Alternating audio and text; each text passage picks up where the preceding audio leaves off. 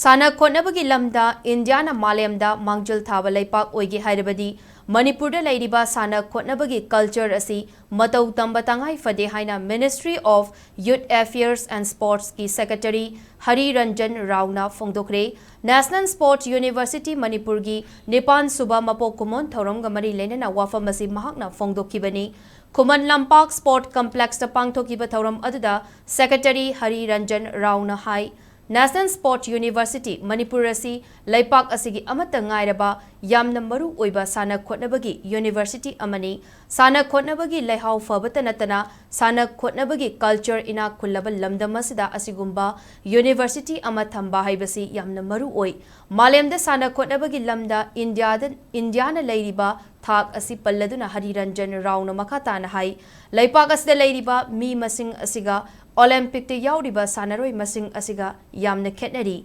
maramaduna India su malemgi sport powerhouse ama ohenanaba hotnaba tangai fade Manipur da lairiba National Sports University asi malemgi tongan mamafam singda lairiba university singa khutsamnaduna tongan ba thaurang kaya paikhatpagi tangai fadaba lei haiki ngasigi thauram aduda lamdam asigi Olympian Arjuna awardee saknairaba sanaroi course amadi manager sing taramna oktuna ikai khumnaba utki loinana university asigi avyas haina mingthonba newsletter amasu fongdoki saigi dz shu oiriba Ministry of Youth Affairs and Sports MYAS ki secretary Hari Ranjan Rao yauna MYAS ki joint secretary Dr Sobit Jain Khel Ratna awardee and Kunjarani NSU Imphal ki vice chancellor Dr Syam Sundar Rat Nasarukyaki Lunana University asigi Register L Devamani Olympian KH Kothajit TH Sanamacha Amadi KH Tombisu Thoromadu Sarukyaki.